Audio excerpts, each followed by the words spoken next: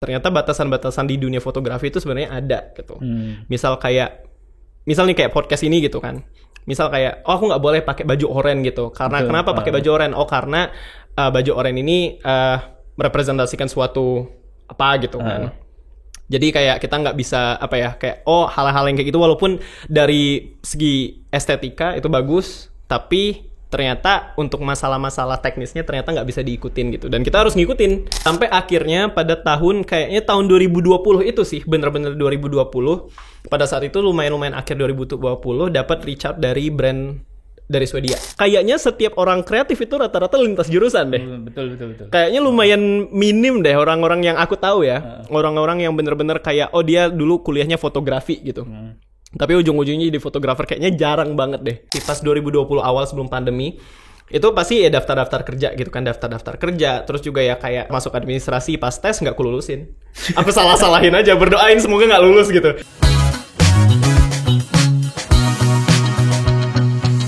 Halo semuanya, balik lagi ke Bincang Karna. Saya host untuk hari ini. Perkenalkan, nama saya Rega Kusmana. Sebelumnya hari ini kedatangan tamu, Kak Ihsan. Dia ini lucu sih. Ini Kak kelas aku dulu pas SMP. Terus kita dulu inget gak Kak? Ini apa? Kita English Club gak sih? Iya, dulu English Club dulu. Terus ada pernah ikut lomba kan kita ya? Bukan pernah lagi sih, sering ya? Sering. Kita pernah ikut lomba di mana? PGRI itu? Di PGRI. PGRI itu berapa tahun sekali? Kayaknya setahun sekali sih, kan? Cuma sering. Waktu itu juara berapa Kak? Dulu kalau misalnya aku dulu sempat ikut storytelling dulu kan. Storytelling tapi dulu nggak pernah menang. Oh iya. Aku tuh speech. Speech dapat berapa itu? Kayak dikit juga sih orangnya kalau di speech itu. Oh iya. Memang dikit kalau yang di speech. Cuma lebih enak kalau speech sebenarnya pas itu. Karena nggak perlu properti kan. Iya betul. Nggak perlu properti jadi nggak awkward gitu kan. Cuman berdiri terus ngapalin itu doang. Cuma ngapalin. Oh ya, ngomong-ngomong perkenalan dulu, Kak Ihsan ini siapa? Ya, aku Ahmad Ihsan, bisa dipanggil Ihsan. Saya juga fotografer dan content creator juga, dan juga creative director. Asal Palembang. Asal Palembang, umur 26 tahun. Angkat tingkat. Jadi aku pas awal-awal di Japri sama tim Ahmad Ihsan kan ditawarin gitu. Kayak pakai Ahmad Ihsan aja buat tamu podcast gitu. Aku ngeliatnya bingung gitu. Apa Kak Ihsan ini? Fotografer kah? Kreatif konsultan kah? Apa kreatif director atau model? Soalnya bisa semua ini Kak. Jadi lebih prefernya apa sebenarnya?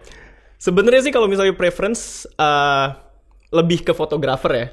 Karena memang dari dulu memang pengen merintis bisnis fotografi sebenarnya. Dari dulu memang cuma fotografi.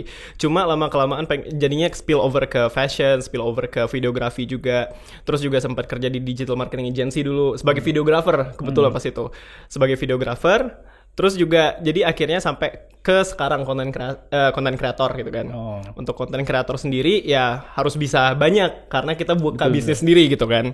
Nah, jadi ya kalau misalnya untuk preference sendiri sih, kalau yang lebih mudah dimengerti sih lebih ke fotografer sih sebenarnya. Karena kalau creative director ini apa sih sebenarnya? Sutradara biasanya kan. Sutradaranya bagian kreatifnya gitu kan.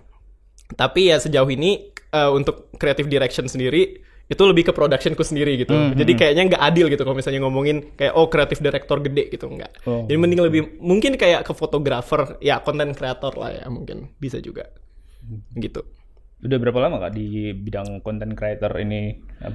Kalau content creatornya kalau content creationnya sendiri sih udah lumayan beberapa tahun ini sih, dari tahun 2020. Karena pas dulu kan 2020 ya kita tahu lah ya, maksudnya apa yang terjadi di 2020. Dan pada saat itu juga kebetulan aku baru beberapa bulan lulus gitu kan. Baru setahun lulus gitu. Setahun lulus dari kuliah. Terus ya pengennya kan langsung nyari kerja gitu kan. Memang sudah sempat kerja pada saat itu, tapi kontraknya selesai gitu. Kontraknya selesai, terus akhirnya terjun ke lapangan pekerjaan. Kebetulan lapangan pekerjaan pada saat itu udah balik ke Palembang, udah balik ke rumah gitu. Nah, tapi pada saat itu masalahnya ya lapangan kerja terbatas gitu kan tahun 2020. Jadi akhirnya ya lebih ke nggak ada pilihan lain gitu selain bikin bisnis sendiri di rumah. Pada saat itu yang nggak ada sumber daya kayak bikin makanan gitu-gitu, dan kebetulan juga aku nggak suka bikin makanan gitu kan, jadi nggak mungkin buka bisnis makanan. Jadi akhirnya oh ya sudah, akhirnya lebih ke kebetulan ada kamera gitu, ada laptop, jadi mikir-mikir kayaknya enakan nerusin mimpi dulu yang belum selesai gitu, yang nggak pernah terwujud, which is buat konten di Instagram atau buat konten di TikTok. Lebih ke Instagram sih pada saat itu yang full time lah ya gitu. Gitu sih. Kuliah di mana dulu? Kalau aku dulu kuliah di Malaysia dulu. Oh, Malaysia. Ya, jurusan ekonomi. Mahal ini ya, terbang ke abis lulus langsung jadi kreatif gitu. Jadi kebetulan dulu itu memang pas sebenarnya memang dulu pas kuliah dari dulu sih pengennya dulu jadi arsitek. Oh, dari okay. SMP, bukan dari SMP malah dari SD. Malah pengen jadi arsitek. Tapi kebetulan kakakku, salah satu kakakku itu arsitek. Oh, oke. Okay. Lulusan arsitek, terus juga dia ngomong kayaknya nggak usah lah dia, ngapain pakai arsitek-arsitekan segala katanya, terus UKT-nya mahal gitu kan. UKT mahal pertama, terus juga kuliahnya susah gitu katanya. Ya pada saat itu aku pas itu masih SMA kalau nggak salah. Aku nggak tahu kan sesusah apa, cuma pas ditakut-takutin kayak gitu, aduh kayaknya mikir lagi deh gitu. Mendingan nggak usah dia jadi arsitek. Dan kebetulan kakakku yang satunya lagi, dia ekonomi di kampus yang sama. Terus jadi dia ngomong, udah ekonomi aja nanti bisa kemana-mana gitu, dia ngomongnya gitu kan. Gitu. Terus aku mikir, oh ya udah akhirnya ekonomi. Ngambil ekonomi dulu pas minggu pertama itu bener-bener blunder, nggak tahu ngapain. Masuk kelas akunting nggak tahu itu maksudnya apa, terus bikin kayak bikin balance financial statement gitu nggak paham, beneran nggak paham. Memang dulu belajar matematika, tapi yang dipahamin matematika pada saat SMP SMA ya bukan matematika akunting gitu kan. Terus akhirnya ya udahlah dijalanin, ya alhamdulillah sampai sekarang ya ternyata ilmu ekonomi yang dipelajarin pas di kuliah itu sebenarnya bener-bener kepake pas iya, saat kita punya bisnis sendiri.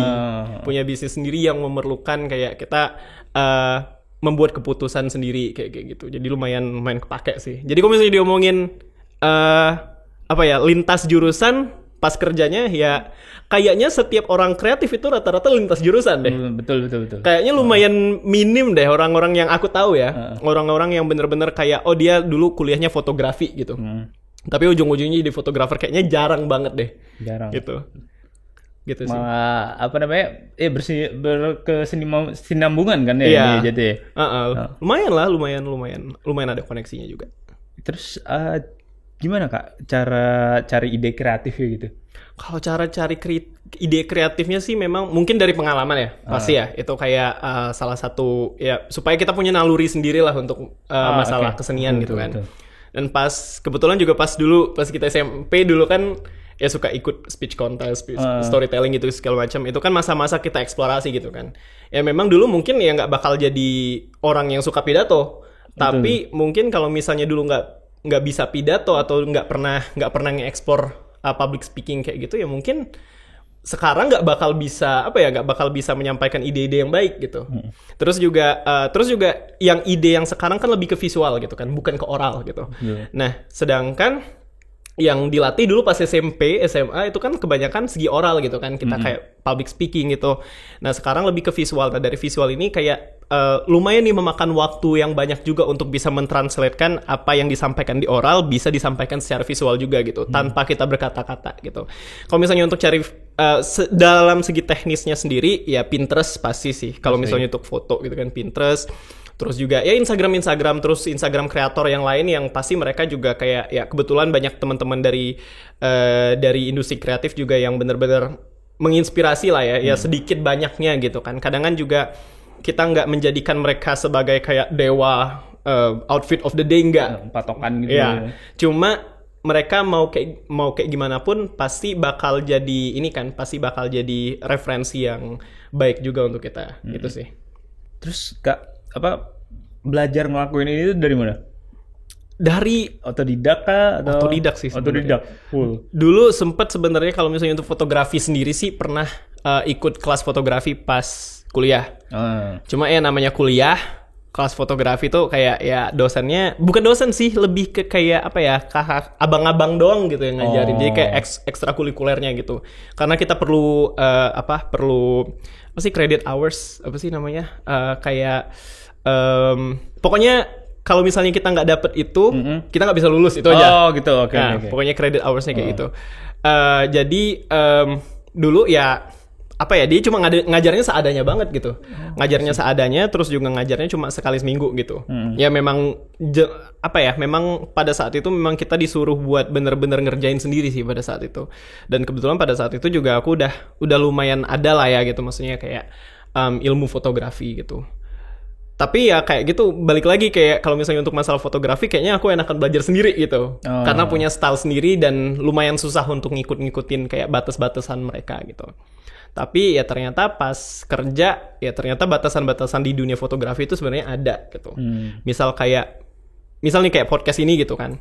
Misal kayak, aku nggak boleh pakai baju oranye gitu. Karena kenapa pakai baju oranye? Oh karena baju oranye ini merepresentasikan suatu apa gitu kan. Jadi kayak kita nggak bisa kayak hal-hal yang kayak gitu, walaupun dari segi estetika itu bagus, tapi ternyata untuk masalah-masalah teknisnya ternyata nggak bisa diikutin gitu, dan kita harus ngikutin gitu, dan itu terjadi juga gitu sih.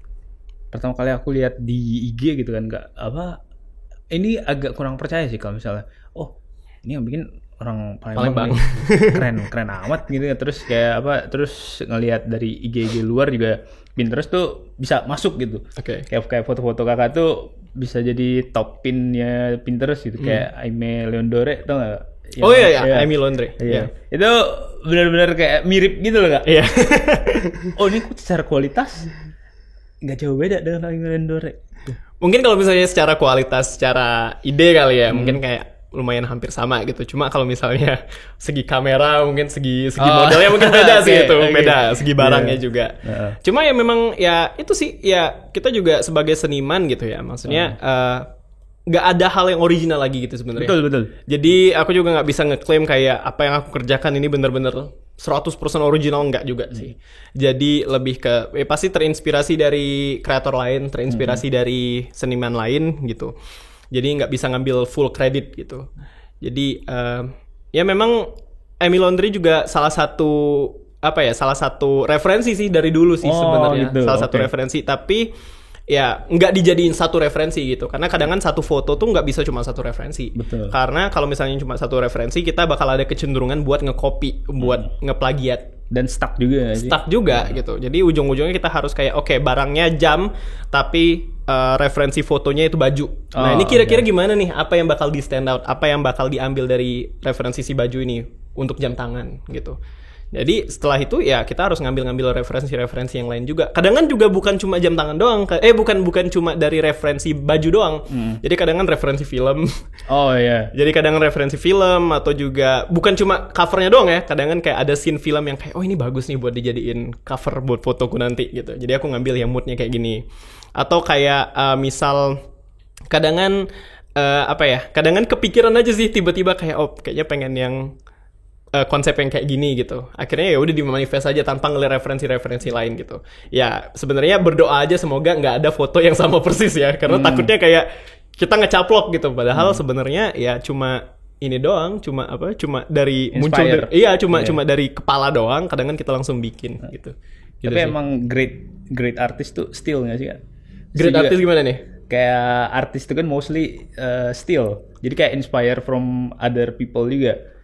Kayak director, misal contohnya siapa, Scorsese gitu. Scorsese pasti kan terinspirasi dari Kubrick atau dari manapun dia. Seterusnya gitu. Kubrick dia pasti terinspirasi dari ini. Apapun hal-hal yang dilihat, asalkan kita aware nggak sih, Kak? Kalau misalnya kita aware, bisa kita bikin style kita sendiri gitu. Iya, pasti bisa dong. Pasti bisa. Karena ya tadi kayak kita nggak bisa ngelihat referensi cuma satu gitu. Misal kayak mau foto jeans ini gitu kan. Terus kita mau ngemodelin gitu. Jadi referensinya mungkin ada 5 gitu. Ada 5 foto gitu. Dari satu foto kita ngambil lightingnya. Dari satu foto yang lain kita ngambil posenya. Dari satu foto kita ngambil dari color gradingnya. Yang satu lagi kita ngambil dari font. Yang satu lagi kita ngambil dari I don't know, kayak mungkin kayak border fotonya kayak gitu, atau mood overall fotonya, atau ekspresi mukanya kayak gitu. Dan itu kan kalau misalnya digabung, itu ya sebenarnya ya secara tidak langsung jadinya karya kita gitu. Tapi karya kita itu referensi dari mana? Dari beberapa foto ini gitu. Jadi ada istilahnya synthesizing references gitu. Jadi kalau misalnya nih contoh kecil ya. kayak teman-teman pasti udah pernah skripsi gitu kan. Betul. Teman-teman skripsi. Nah di skripsi itu pasti ngambil beberapa referensi gitu kan. Ngambil dari beberapa referensi, ini bukan cuma satu referensi. Kalau misalnya kalian ngambil satu referensi langsung nyaplok ya namanya plagiat. Gitu Betul. kan. Ada batasannya gitu kan kalau misalnya plagiat. Nah kalau misalnya kalian ngambil dari beberapa sumber, itu namanya synthesizing gitu. Jadi ngegabungin dari beberapa sumber nih supaya dijadiin satu poin, nanti bakal disimpulin gitu. Nah ini sama juga kalau misalnya kita bikin referensi untuk foto mood board gitu. Jadi bukan cuma ngambil satu gitu, ngambil beberapa. Jadi kalau misalnya dikira skripsi ada gunanya apa enggak? Ya jelas ada. Kalau misalnya untuk ini ya, bikin makalah pasti jelas ada gitu, latihan-latihan yang kayak gitu. Jadi kalau misalnya udah aware ada metode yang kayak gitu ya bakal bisa dimanifest. Tergantung cara kita ini ya nggak sih Kak, apa bikin how to Iya interpretasinya, interpretasi ini kayak gimana gitu. Sama ini project yang paling menyenangkan untuk dikerjakan apa? Wow, kalau project menyenangkan dikerjain itu sebenarnya lumayan banyak sih dari ya kalau misalnya nggak menyenangkan mungkin bakal stop ya sekarang udah nggak bakal jadi fotografer lagi. Cuma ya salah satunya ya kayak hal untuk sekarang sih alhamdulillahnya, terutama untuk tahun ini ya lumayan banyak juga kayak apa opportunities yang bukan cuma ngerjain foto di studio doang gitu. Sebenarnya mulai dari tahun lalu kita ada ngerjain kayak bikin pameran seni gitu, gabung dengan anak-anak arsitektur. Itu kan bener-bener yang kayak unheard of gitu, nggak pernah didengar. Kok bisa seorang fotografer yang cuma motoin di studionya sendiri doang gitu, yang benar-benar cuma ya sendiri gitu. Terus tiba-tiba diajak sama orang-orang yang arsitektur gitu. Which is benar-benar, dan dulu juga kebetulan aku dulu bermimpi sebagai jadi arsitek gitu kan. Jadi kayak apa namanya? Full circle. Jadi kayak benar-benar kayak ini mimpi atau kayak gimana gitu kan. Dan itu yang bikin ya bikin pameran seni gitu yang berbasis arsitektur juga, dan kebetulan juga ada fotografinya juga. Terus juga kebetulan mulai tahun ini kita lumayan banyak keluar kota gitu. Keluar kota untuk pekerjaan juga. Ada beberapa brand yang kayak nerbangin kita ke Surabaya. Bukan beberapa brand sih, satu brand yang nerbangin kita ke Surabaya udah beberapa kali gitu kan untuk foto campaign mereka gitu. Nah di situ ya foto campaign ya aku di hire sebagai fotografer dan videografer doang gitu. Ya kreatif director juga lah ya. Cuma kayak lumayan banyak juga sih kayak apa, kayak dari mereka sendiri kayak bikinin mood board mereka kayak gimana gitu kan. Terus kayak mereka pengennya kayak gini, oke, kita tinggal nge-manifest semua ide mereka di foto-foto yang kita ambil nanti gitu. Terus juga foto-foto yang kita ambil di rumah sih lumayan banyak sih dari beberapa brand dari Bandung, dari Jakarta, dari ya sih lumayan kebanyakan sih dari Bandung, dari Jakarta sih. Dan kadangan juga apa ya? Kadangan tuh kelancaran suatu project tuh kadangan tergantung mood kita juga sih sebenarnya. Kadangan tergantung mood kita juga, tergantung flow pikiran kita juga. Kadangan bajunya bagus, tapi kalau mood kita lagi jelek, kadangan hasilnya ya seadanya gitu. Cuma ya karena apa ya, kadangan ya hasilnya seadanya itu kadangan cuma persepsi kita doang sebagai seniman. Jadi kadangan udah mendingan kerjain sekarang deh gitu. Nanti ujung-ujungnya bagus nggak bagus nanti itu urusan orang gitu. Ya ya kalau bisa kerjain semaksimal mungkin ya gitu. supaya hasilnya nggak setengah-setengah hati banget gitu. Ya lucu kemarin tuh Kak, jadi lagi buka marketplace nyari baju gitu kan.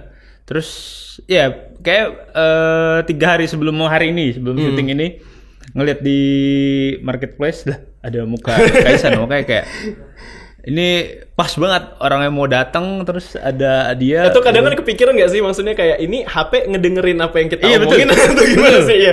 Kok tiba-tiba padahal nama aku nggak di tag gitu kan di marketplace, cuma yang nggak tahu lah ya, itu konspirasi Google, ya konspirasi nanti lah itu urusan lain gitu. Cuma ya itu sih kebetulan banyakan klien kita dari luar kota sih sebenarnya, bukan dari Palembang, dari luar kota untuk foto-foto marketplace mereka, foto Tokopedia atau Shopee gitu-gitu.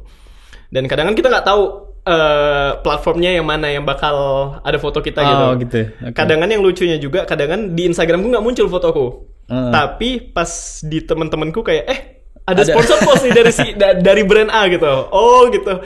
Ya udah. Tapi di akunnya nggak muncul gitu. Kan dari luar tuh banyak Kak, brand-brand dari luar gitu. Kenapa nggak pindah? Kenapa memutuskan kayak nggak ke Jakarta aja gitu? Kenapa di Palembang? Kenapa di Palembang? Sebenarnya memang dari dulu tuh pengennya tinggal di rumah.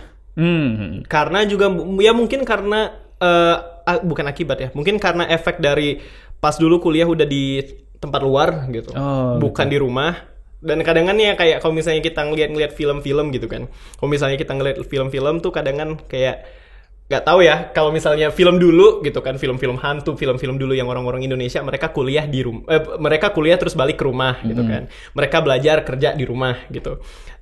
Terus ya dalam benak hatiku sendiri kayaknya enak deh gitu, balik ke rumah gitu kan, balik ke rumah kerja, maksudnya ya bukan kerja ya, maksudnya kayak kuliah terus balik ke rumah ada orang tua gitu kan. Sedangkan pas saat aku kuliah dulu aku nggak mendapatkan itu gitu, karena orang tua aku ya di rumahku gitu kan, aku nggak di rumah gitu. Jadi kayaknya mungkin karena efek dari ngerantau dulu gitu, terus balik tuh bener-bener kayak dipegang banget gitu, pengennya nggak mau pindah dari rumah deh gitu.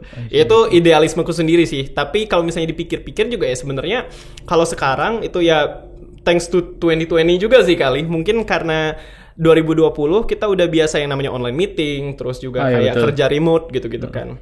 Terus kan udah banyak banget yang jadi digital nomad yang pergi ke Bali tapi kerja gitu-gitu kan, udah banyak banget. Nah jadi kalau sekarang sih sebenarnya kalau misalnya ada apa ya, kalau misalnya ada project di luar, ya udah kita bakal keluar gitu. Kadang-kadang kita bakal diterbangin keluar gitu. Kalau misalnya benar-benar diperluin gitu.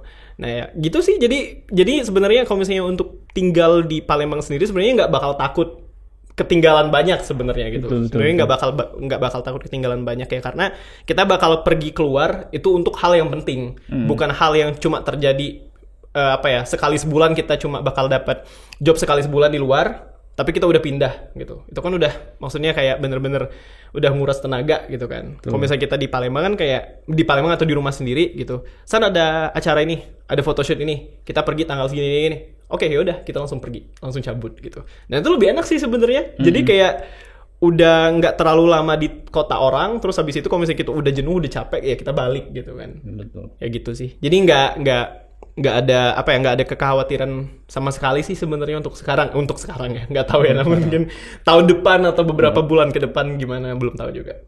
Ceritanya juga memajukan industri kreatif di kota ini nggak sih? Di Palembang juga, iya memang pengennya sih, ya berharapnya itu sih kayak Palembang dijadiin kayak creative hub, at least Sumatera lah ya untuk saat ini. Kalau misalnya di Jawa kan kayak lumayan sudah kompetitif gitu. Betul. Kalau misalnya kita udah pindah ke tempat yang udah lumayan banyak orang yang sama gitu, udah pasarnya udah kompetitif, itu kan bakal ya untuk mendapatkan opportunity yang sama itu lumayan susah gitu. Cuma kalau misalnya kita di Palembang, kita bisa stand out gitu kan. Ya nilainya bukan pengen stand out lebih baik dari orang lain gitu ya. Cuma mungkin lebih ke kayak bisa jadi tadi kayak pusatnya pasar kreatif di at least Sumatera lah ya. Itu salah satu jargon kita pas bikin pameran tahun lalu sih. Oh gitu. Iya. Jadi sekalian follow up ke next question-nya.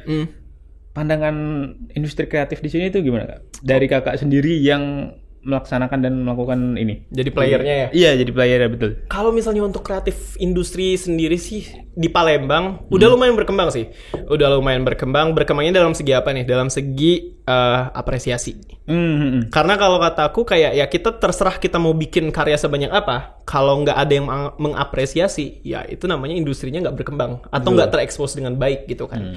Nah tapi alhamdulillahnya udah maksudnya untuk aku sekarang kayak baru beberapa tahun terjun di dunia content creation yang komersil gitu ya, terutama kayak di Palembang sendiri lumayan bukan konotasi ya.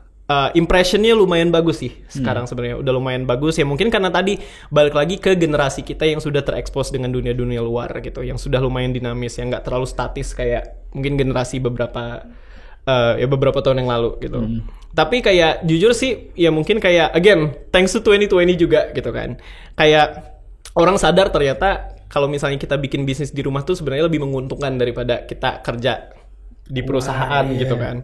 Jadi dulu sempat pernah ditanyain gitu kan sama salah satu anggota keluarga gitu kan, kayak Isan bisnis apa sekarang gitu kan? Bisnis apa? Oh bisnis fotografi om gitu. Oh ya dulu sih ya pas itu sih expect-nya bakal kayak pasti dia ngomongin kayak kenapa nggak daftar ke sini, kenapa nggak daftar ke sini gitu kan. Itu udah biasa banget gitu. Tapi ternyata malah dia ngomong kayak oh ya lebih bagus lagi tuh daripada kerja di sini gitu. Aku nggak expect gitu kan. Terus dia juga langsung ngomong kayak ya kalau misalnya tinggal di Palembang aman lah gitu. Kalau misalnya tinggal di Palembang mau ke Jakarta lebih deket lah. Nah gitu jadi lebih ke reassurance diri sendiri sih kayak oh ternyata untuk masalah apa ya, exposure tentang bisnis untuk orang yang punya bisnis sendiri dan juga mungkin ya di dunia kreatif gitu kayaknya sudah lumayan memungkinkan gitu untuk diteruskan gitu kalau misalnya di Palembang. Tapi ya again apresiasinya lumayan naik tapi tidak merata gitu. Tidak merata ya. Itu mungkin ya bukan cuma masalah fotografi doang. Mungkin kayak arsitektur juga, musik juga kayak gitu, terus production house gitu. Dan itu ya mungkin nggak terlalu apresiasinya nggak setinggi apa yang kayak orang-orang di Bali gitu. Yang kayak orang-orang di Jogja. Tapi again itu udah tiernya udah beda gitu. Yeah. Tapi ya udah naik tapi belum terlalu udah naik tapi tidak terlalu baik gitu. Tidak terlalu baik tapi sudah ada harapan gitu untuk industri kreatif. Dan lihatnya juga udah mulai rame banget sih, kayak apa, kemarin aku ke salah satu coffee shop ngeliat ada orang tuh kayak dia nyeni banget gitu dan itu keren sih. Menurut aku kayak udah ada beberapa komunitas yang seni gitu yang keren gitu. Tinggal kita tunggu apresiasi dan orang-orangnya muncul lagi ke permukaan gak sih? Iya, lumayan kalau misalnya untung juga nih kayak beberapa tahun belakangan ini lumayan banyak coffee shop ya. Jadi kayaknya memang coffee shop tuh juga apa ya? Kayaknya salah satu spillover dari untuk anak-anak kreatif ngumpul gitu kan. Atau kayak untuk anak-anak kreatif kayak ketemu tempat bagus gitu mereka foto gitu. Ya memang kadangan ada beberapa masa yang kita kayak nggak enak banget gitu kalau misalnya ke coffee shop cuma untuk foto doang gitu. Cuma kalau misalnya dipikir-pikir juga ya nggak apa-apa gitu. Memang ya, industri kreatif tuh memang kayak gitu. Industri kreatif atau kayak anak-anak yang pengen mengorbankan dirinya untuk suatu seni gitu ya memang harus ada pengorbanan kayak gitu. Dan ya mungkin karena tadi kayak jumlah coffee shop udah lumayan banyak, terus jadi anak-anak lumayan banyak ngumpul di situ gitu. Jadi kayaknya ya beruntung juga sih sebenarnya untuk hidup sebagai seniman di Palembang sekarang gitu ya. Gitu sih. Terus ini balik lagi ke question yang ini sih tentang keluarga, Kak. Oke. Jadi kayak meyakinkan keluarga untuk kayak ini yang gue mau nih ini. Gitu. Oke. Yang mau kayak nggak apa-apa gitu. Gue nggak keluar kayak nggak keluar rumah di rumah kerjanya gitu dari pagi sampai sore gitu. Sebenarnya sih lumayan memakan waktu ya. Lumayan memakan waktu. Kebetulan orang tuaku juga dua-duanya dulu 30 tahun plus itu pegawai. Jadi mereka dari keluarga dari keluarga intiku sendiri tuh nggak ada yang jadi role model punya bisnis sendiri gitu. Ada om gitu, ada tante gitu. Cuma ya jauh, mereka nggak bisa ditemuin tiap hari gitu. Dan kalaupun ada ya mungkin bisnis outlooknya beda gitu. Nah jadi ya pada saat itu ya juga pasti kayak pas sebelum 2020 ya, bukan sebelum 2020 sih, pas 2020 awal sebelum pandemi itu pasti ya daftar kerja gitu kan, daftar kerja, terus juga ya kayak ini nih harus ngikut ini. Kebetulan dulu karena memang udah nggak mau banget kerja di kantoran, karena udah pernah ngerasa gitu kan, walaupun ya itu kerja kantoran yang aku kemarin di digital marketing agency, which is yang bergerak di media agency, di media kreatif juga, tapi tetap aku nggak suka gitu, karena karena bagiku kayak terlalu banyak batasan yang kayak istilahnya aku sebagai seniman sendiri aku belum punya jati diri nih sebagai seniman gitu. Jadi kalau misalnya udah dikasih terlalu banyak batasan kayak gini, nggak bakal bisa jadi seniman yang baik gitu kan. Nah udah kerja kayak sebagai seniman kantoran aja tuh nggak bisa gitu, apalagi kerja di perkantoran yang nggak ada nilai seninya sama sekali gitu kan, seni rupa lah ya, seni visual gitu. Jadi pas dulu sih ya daftar masuk administrasi, pas tes nggak kelulusin. Aku salahin aja, berdoain semoga nggak lulus gitu. Tapi pernah pas itu kayak salah satu perusahaan, aku nggak mau nyebutin lah ya, cuma salah satu perusahaan itu ngisinya tuh sembarangan banget karena bener-bener online. Terus juga online dan juga lumayan soalnya tuh banyak gitu. Sampai beberapa hari tesnya. Itu aku ngisi sembarangan aja. Tiba-tiba lulus psikotes harus ke Jakarta. Buset, ini gimana nih? Akhirnya ke Jakarta. Pas itu niat kayak ya mungkin siapa tahu jalannya memang harus kerja kantoran lagi gitu kan, mikir. Pas psikotes nggak lulus. Ya udah gitu. Bersyukur nggak lulus. Nggak bersyukur sih. Bersyukurnya karena bisa ngepersu hal yang lain gitu kan selain itu. Tapi nggak bersyukurnya adalah pas itu sudah niat gitu pengen jadi orang kantoran sebenarnya. Tapi ya udah akhirnya ya pas itu karena udah pandemi gitu kan dan lapangan pekerjaan udah lumayan terbatas. Ya orang tua ya lumayan terbatas juga ngasih lapangan pekerjaan gitu. Ngasih info lapangan pekerjaan gitu. Jadi ya ada Tapi ya kayak tadi metodenya kayak nggak aku lulusin gitu-gitu kan. Terus akhirnya kayak oh ya udahlah, ada beberapa uang juga gitu kan dari kerjaan kemarin gitu, dan kebetulan juga pas pandemi nggak kemana-mana gitu. Jadi ya udah bikin. Ada beberapa, terus tiba-tiba di reach out sama salah satu brand di Indonesia gitu. Karena pada saat itu brand di Indonesia itu mereka, terutama brand apparel ya, baju ya, mereka nyari kreator-kreator yang bisa motoin baju-baju di rumah gitu. Karena memang itu temanya gitu. Memang full temanya kayak gitu. Jadi akhirnya kayak mereka nge-reach out, mereka mau nge-endorse, terus aku juga pasti itu gak ada yang namanya nggak pernah denger yang namanya istilah endorsement untuk orang biasa gitu kan. Taunya endorsement untuk artis gitu. Akhirnya pada saat itu kayak ya udah diterima-terima aja gitu. Dan alhamdulillahnya sampai sekarang ya brand itu masih jadi klien kita sampai sekarang alhamdulillahnya. Dan ya pada saat itu sih orang tua masih kayak coba S2 gitu, coba daftar S2 gitu kan. Terus ya sempet lah ngebrontak gitu ya, kayak ngapain S2 kan ya kita perlu juga maksudnya pengalaman untuk kerja sendiri gitu, pengalaman untuk bikin bisnis sendiri lah at least gitu kan. Sampai akhirnya pada tahun 2020 itu sih, bener-bener 2020, pada saat itu lumayan akhir 2020 dapat reach out dari brand dari Swedia. Wow. Dan itu mikir kayak ini full scam sih, ini nggak mungkin deh, gitu kan. Tapi kayak ngelihat dari email addressnya kayaknya meyakinkan gitu kan, kayaknya meyakinkan, terus kayak ya udah aku ajak diskusi. Ya akhirnya tiba-tiba ya udah dikirimin aja baju gitu. Pada saat itu kayaknya aku lupa pada saat itu paid partner. Enggak. Awalnya bukan paid partnership, jadi cuma full kayak ngasih barter doang, mereka ngasih produk, kita ngasih foto. Itu doang yang mereka pengen gitu kan. Dan pada saat itu ya itu again campaign mereka ya pengen ngambil anak-anak kreatif yang moto-motoin di rumah. Tapi dari Swedia coy gitu. Dari Swedia kok langsung ke Indonesia, yang ke Palembang gitu, bukan ke Jakarta bahkan. Terus pada saat itu ya udah diterima bajunya. Udah akhirnya langsung kasih tahu aja ke orang tua pada saat itu. Itu lebih ke kayak tamparan lah ya mungkin ya, kasarnya gitu ya, tamparan untuk mereka kayak nih. Ini hasil kerjaku gitu, hasil berhemat beberapa bulan nih, tanpa kerja dengan siapa-siapa, tapi bisa dapat recognition dari perkenalan dari luar negeri gitu.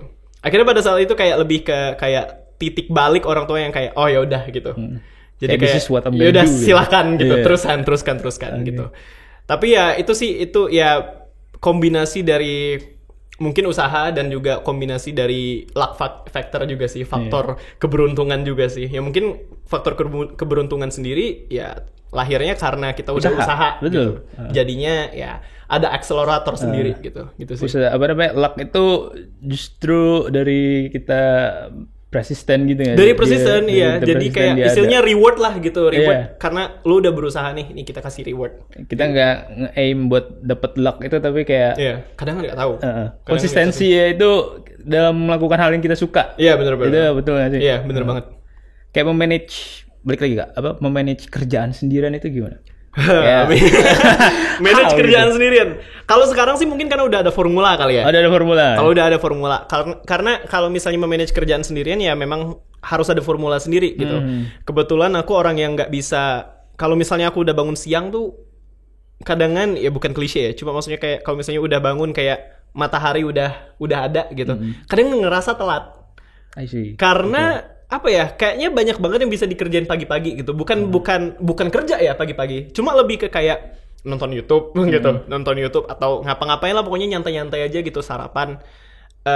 Karena kalau misalnya bangunnya jam 7, berarti kita sarapannya jam 7, jam 8, jam 9 gitu kan. Itu kan udah lama banget gitu kan. Sedangkan kalau misalnya bangunnya jam 5 gitu, ya udah berarti sarapannya jam 6, jam 7. Sisanya bisa kerja gitu, bisa buka laptop, bisa ngebalesin email, bisa ngebalesin chat, bisa ngeliatin Pinterest untuk dijadiin mood board kayak gitu.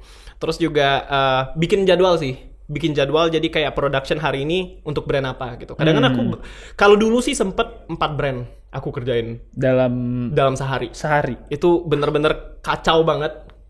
Dan kadang-kadang kayak dari 4 brand itu ada satu yang bakal banyak revisi gitu. Ya mungkin karena otaknya udah nggak beres tadi kan. Cuma karena sekarang kayak udah dibatas-batasin gitu kan, kayak satu hari udah 1 brand aja atau 2 brand lah maksimum gitu. Nah nanti jadwal production itu kita kasih ke klien gitu, biar klien nggak terlalu nanya-nanyain banget gitu. Kayak misal kayak oke kak, ini production kita hari A, hari B, hari C gitu. Jadi nanti hari D baru dia tanyain. Nanti hari B mereka nggak bakal nanya gitu. Jadi gitu sih. Jadi ya full transparency terutama untuk klien gitu ya.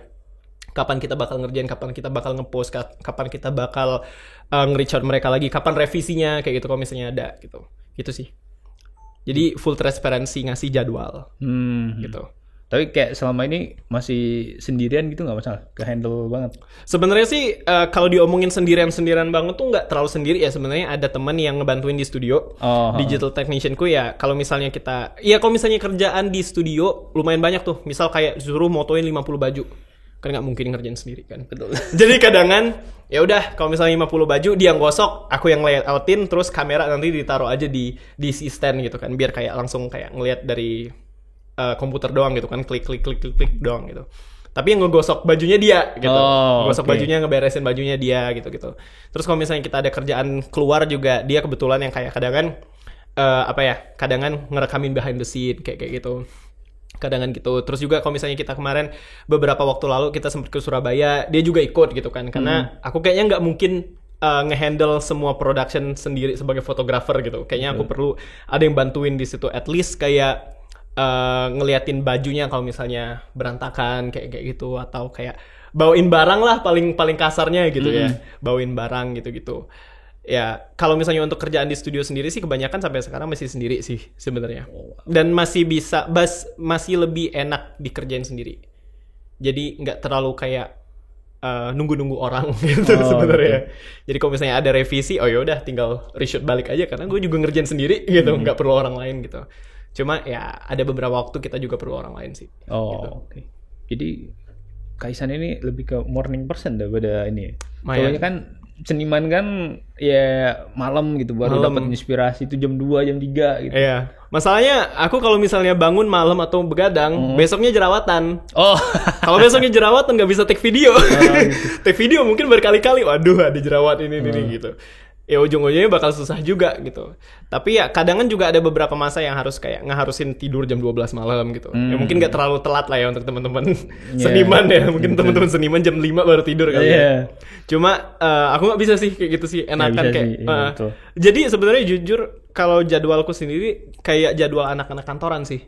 Karena klienku rata-rata kantoran juga gitu.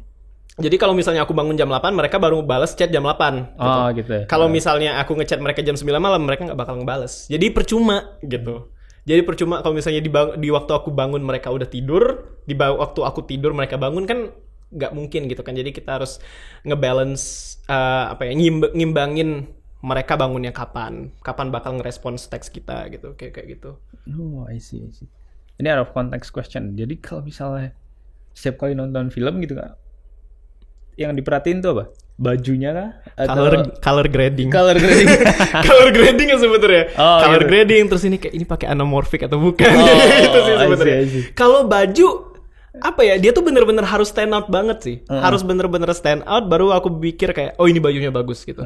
Tapi enggak kayak gitu sih, lebih ke kayak oke, ini pakai lensa anamorphic. Oke, ini lensa yang mana ini kayak gitu. Ini kamera apa? Ini kamera red atau bukan kayak gitu. Atau kayak color gradingnya asik gitu. Jadi ya itu sih yang diperhatiin ya, mungkin karena lebih ke segi fotografinya kali daripada segi fashionnya. Cuma kadang fashionnya juga ada, cuma nggak terlalu diperhatiin banget sih sebenarnya. Jadi are you glad kayak semua yang terjadi itu bisa lead you to here? Iya sih, jujur. Dulu tuh ya kayak kita SMP gitu kan. Pas SMP tuh ya ngikutin banyak lomba banget gitu. Banyak lomba yang kayak terutama public speaking ya. Terutama public speaking. Terus juga tapi public speakingnya tuh bukan public speaking yang kita seneng gitu. Kadang storytelling, ada puppetnya, ada bonekanya gitu. Lu kan kayak anak cowok, anjir, aneh banget ini, gue gak pernah megang yang kayak gini gitu kan. Sorry sir, Stijat. Terus jadi kayak ya sebenarnya nggak ada masalah sih, tapi kan itu lebih ke kayak eksplorasi gitu kan. Ya mungkin guru-guru kita juga mikirnya kayak dulu just in case kalian suka gitu ya, mungkin bisa ditekunin gitu. Mungkin bisa jadi ya dulu kemarin beberapa hari yang lalu, seminggu yang lalu sempet pas di seminar aku sempet ngomong gitu kan sama anak-anak gitu, sama audience gitu. Apa yang kalian kerjain sekarang tuh belum tentu bakal jadi karir kalian nanti gitu. Misal contoh nih, misal kayak kalian suka musik gitu sekarang gitu ya, umur kalian let's say 15 tahun, suka musik. Akhirnya kalian ngambil les musik. Belum tentu nanti pas umur 20 kalian bakal jadi musisi. Bukan, belum tentu. Siapa tahu bisa jadi musik produser. Siapa tahu bisa jadi fotografer untuk konser. Tapi karena kalian udah ada ilmu untuk bikin musik atau main alat musik, kalian udah tahu gerakan yang mana yang difoto, kunci chords yang mana bakal difoto. Betul. Gitu. Pas gerakan yang mana kayak difoto gitu. Jadi hal-hal yang kayak gitu tuh bakal pasti ada relevansinya gitu. Mau nggak mau gitu. Ya kayak tadi ya, kalau misalnya kita dulu belajar tentang public speaking, ya mungkin kalau misalnya nggak pinter public speaking, ya mungkin sebagai fotografer, sebagai seniman, kita juga nggak bisa menyampaikan hal-hal message, pesan-pesan yang non oral gitu ke orang gitu, karena kita udah bisa udah baik dalam kemampuan oralnya gitu. Ya jadi pas kita nyampein secara visual, orang udah bakal bisa ngerti gitu. Nice. Gitu sih.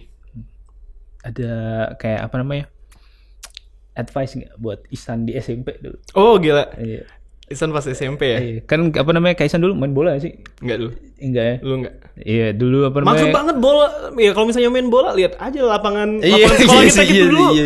Semen semua coy. Terus juga Luka semua. aku ngeliat Kak Ihsan tuh kayak orang yang keren gitu dari SMP. Serius ini jujur, bukan Dulu culun sih sebenarnya. Kagak. Enggak. Keren malahan. Kayak soalnya yang lain kan kayak paling main Ninja Saga gitu. Main bola. Oke. Gitu doang. Iya. Kayak paling yang kayak kalau Kak Ihsan tuh beda gitu kayak. Ada beda. Iya, gitu. ngelakuin diri, ngelakuin hal yang sendiri gitu. Yang lain. Iya, yang lain gitu. Jadi kayak mau buka obrolan tuh agak sulit gitu. Oh iya. Zaman SMP. Apa ya ngobrol sama Kak Ihsan? Kalau kita zaman SMP dulu kan pasti obrolan pertama tuh kalau enggak anime paling gitu. Games yeah. ya. Bola tuh pasti. Yeah. Advice buat masih kecil ya. Betul. Buat SMP. Buat versi kecilku apa ya? Lebih ke ya udah kerjain aja ya apa yang bakal apa yang disukain gitu. Kalau misalnya suka musik ya udah terusin aja musik gitu. Terserah mau diajarin mau kerjain sendiri dulu. Dulu sempat diajarin gak suka gitu. Akhirnya kayak datang les sehari, habis itu udah nggak datang lagi habis itu. Jadi ya udah nggak apa-apa juga sih sebenarnya, karena ujung-ujungnya bakal ada relevansnya juga gitu. Terus juga ya mungkin kalau dulu sih mungkin penyesalannya ya, mungkin kalau misalnya dulu ngomongin penyesalannya sih pas kuliah nggak ngambil banyak kerjaan. Oh, iya. Pengennya sih harusnya kayak ya ambil beberapa kerjaan lain gitu, biar jadi nanti pas punya kerjaan sendiri bakal bisa lebih banyak standarnya gitu sih. Kalau misalnya pas SMP ya kayaknya udah lupa inget sih sebenarnya apa yang dilakuin pas SMP dan SMA. Cuma ya pokoknya jangan takut apa yang disukain, udah jalanin aja, jangan dikomplain gitu. Betul. Itu aja. Kayak what's your goal kayak for 5 years? Waduh. Nanti. Pernah waktu itu ngobrol sama temen kan. Jadi ada kayak dream mapping gitu loh. Oke. Jadi goals yang terbesarnya ini. Tapi dalam 5 tahun itu pasti kan nggak mungkin langsung jadi dapat goals itu. Jadi dibikin kayak dipecah-pecahin gitu. What's your goals in 5 years? Kalau misalnya untuk goals dari segi karir aja ya, karena kalau misalnya segi pribadi kayaknya banyak deh. Cuma kalau misalnya kalau segi karir sih sebenarnya tuh mungkin pengen ngembangin diri di bagian fotografi arsitektur mungkin. Oh wow. Itu sih sebenarnya. Karena kalau misalnya udah untuk fashion sendiri udah lumayan ada nih mappingnya sebenarnya gitu. Ya nggak tahu ya nantinya bakal ke spill over kayak gimana, nggak tahu. Cuma kayaknya pengen lebih menekuni di bagian arsitekturnya. Karena memang ya selama seumur hidupku kayaknya lebih lamaan aku suka arsitektur daripada aku suka fashion gitu, daripada aku suka aparel. Ya arsitektur atau otomotif ya. Mungkin itu sih sebenarnya dari dulu tuh pengennya kayak gitu. Cuma ya sampai sekarang resource-nya belum dapet gitu kan. Ya kalau misalnya untuk arsitektur sendiri ada sih beberapa teman-teman juga. Ya pengennya sih mungkin ngembangin di bagian itu sih sebenarnya. Kalau misalnya kerja sama brand-brand gede, ya alhamdulillahnya udah kecicip ya. Untuk sekarangnya mungkin nanti bakal naik tingkat. Terserah lah mau kayak gimana ya. Cuma brand luar lagi gitu ya. Iya, mungkin brand dari luar lagi. Ya, walaupun ya sesusah apa ya sebenarnya kerjaan sama brand luar, seperfeksionis apa kita harus jadi fotografer, tapi ya kayak ya tetap asik aja gitu. Ya mungkin brand dari Jepang. Who knows? Nggak tahu juga kan? Iya sih. Nggak tahu. Brand Jepang bagus-bagus sih. Bagus-bagus sih. Sial. Tapi kayak apa bikin itu secara tidak langsung juga bikin kita naikin skill sama naikin level diri sendiri nggak sih? Iya, lumayan. Dan juga harus naikin kayak gear apa yang kita pakai gitu. Kadang kita nggak punya budget gitu kan, nggak punya budget untuk upgrade gear, tapi kayak karena ini projectnya segini, ya udah kita harus pokoknya cari cara supaya upgrade gear gitu. Oh, I see. Oke. Kayaknya cukup kita untuk hari ini, Kak. Kayaknya cukup. Cukup? Ya, cukup. Gila, seru banget. Akhirnya ketemu lagi dengan Kaisan setelah SMP terakhir ketemu. 10 tahun lebih. 10 tahun lebih. 2012 lulus. Ini 2023. Terus kayak akhirnya ketemu. Tepuk tangan dulu buat Thank you. Yang lain mau tepuk tangan. Thank you. Kayak kita harus nongkrong sih kawan-kawan kayak. Boleh. Abis boleh. Di Palembang juga kan? Iya. Udah lah. Udah tau rumah kan? Iya. Aman. Oke, terima kasih sudah nonton Bincang Karna dengan Ahmad Ihsan. Sangat keren sekali. Terima kasih, sampai jumpa di episode selanjutnya. Kita keluar dari set ini. Oke. Goodbye.